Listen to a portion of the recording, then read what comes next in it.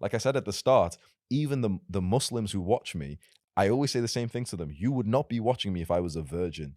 So you can say it's a haram, it's degenerate, but it's very interesting. I lived a very full life. In my first video, I was already 5 years into the grind of weightlifting. I had already had like 4 heartbreaks of my life. I'd already had like dangerous times where I committed crime and I literally ran away from the police and I had street fights. And these aren't good things, you know, it's degenerate, it's bad things. But you listen to a man who's done them all.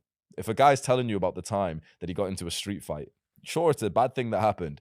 You're going to listen to that story. Of course we are. As men, we love stories of crime, of women, of violence, of danger and pain. I've been through a lot of pain in my life, a lot. And so people listen to me from the start of my YouTube channel. But every day I'll critique a 19-year-old social media. And it's like he'll make the same videos as me of like how to beat 99% of men.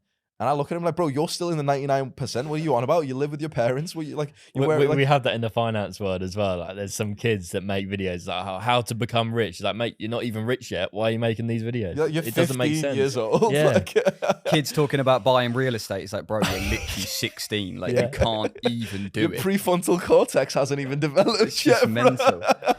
That's what we say to my boy, bro. He's 20 years old, and anytime he drives, like, bro, be careful. Your prefrontal cortex hasn't developed. But if you're, look, the thing is, you can be young, right? You can be young and give advice, but it comes from a place of like, oh, this is the mistake that I just made. Here's the lesson that I just learned. Boom.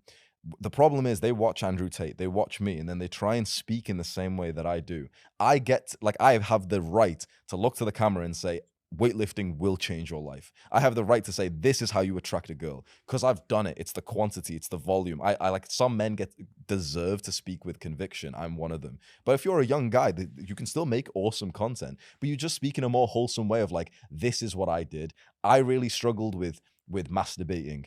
And now I'm not going to lie to you, like, you know, I still mess up, but I've actually like really improved on it. And this was the one thing I did. It was like this app. Then there's the kids who are like, oh, here's the top 7 nofab tips that, you know, will change your life. And all they've done is just like rip off mine or gotten it from like ChatGPT. So the big part of blowing up on social media is 2 things. There's 1, actually producing videos where you've got good advice that you're giving out.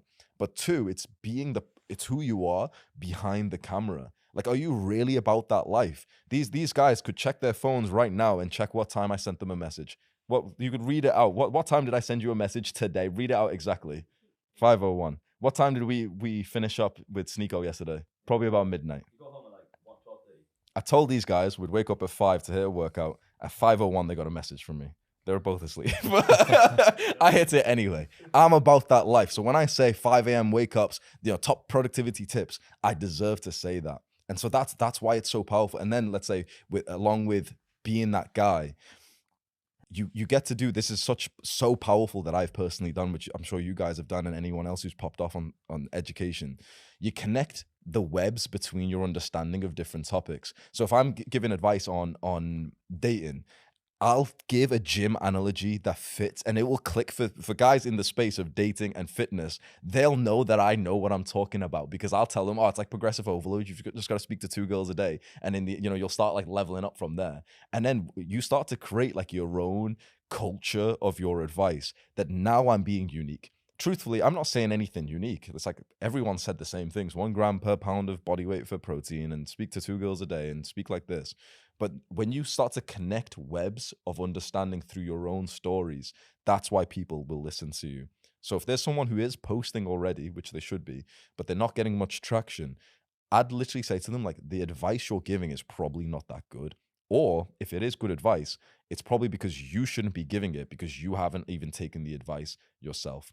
Once you do that and you really go hard on your own self-improvement, and you've got these specific stories which have, you know, taken from moments of pain in your life that really move the viewer, they'll listen to you and it will stick in their mind. I tell a story and 50,000 guys hear it. 10,000 of them will think about it when they're in the gym that day, and they'll think like, oh yeah, he was right about that. That's what creates the results. And then when those guys are asked like, wow, you're so muscular now, like, you know, you've been training so hard, like, you know, like, what's it like? And, you know, why did you do that? They say my name. They mark it for me.